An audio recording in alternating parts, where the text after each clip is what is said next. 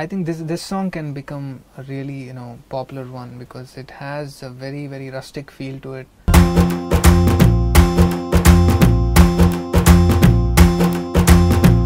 ఎక్కి ఎక్కి ఆడవలేనే ఎడవ మగ పుట్టక గుండె పెరికినట్టుందే నువ్వే ఎళ్ళినాక ఎల్లిపోకే శ్యామల సిచ్యువేషన్ ఏంటంటే హీరో ఇద్దరు హీరోయిన్స్ మధ్యలో నలుగుతూ ఆ కన్ఫ్లిక్ట్ లోంచి ఆ సంఘర్షణలోంచి ఒక దాదా దగ్గరికి వస్తాను నేను హీరో. సో మమతా నంబర్ అంటాడు, తాగిన తర్వాత పాట పాడరా అంటాడు. ఎల్లిపోకే శ్యామల అల్లమగే శ్యామల నువ్వు ఎల్లిపోకే అసలా ఊపిరాడదుండ లోపల ఎల్లిపోకే శ్యామల. అది we trying to transform this song into something else in terms of visual.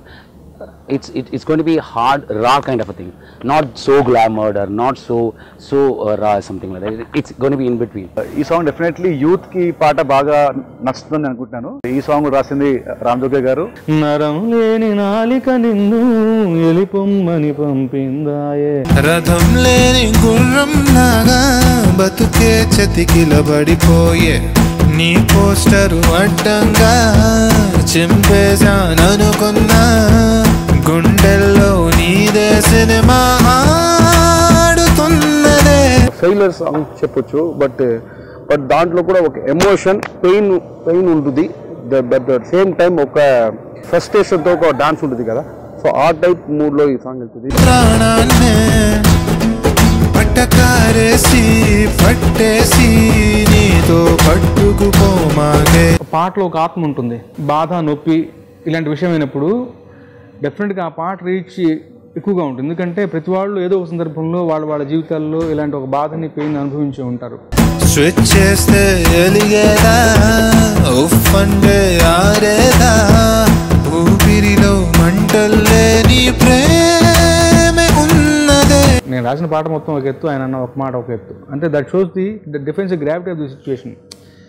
గెలిచేసి నన్ను వదిలేసి చీకటైన కోటలాగా, నేను కోటలా ఉన్నాను, నువ్వు వచ్చావు, నన్ను గెలుచుకుని నన్ను ఏలకుండా వదిలిపెట్టి వెళ్ళిపోతున్నావు. గెలిచేసి నన్ను వదిలేసి చీకటైన కోటలాగా చెయ్యమాకే, నువ్వు వెళ్ళిపోకే శ్యామల, నువ్వు వెళ్ళమాకే శ్యామల, ఏమి బాగలేదే లోపల, నువ్వు వెళ్ళిపోకే వెళ్ళిపోకే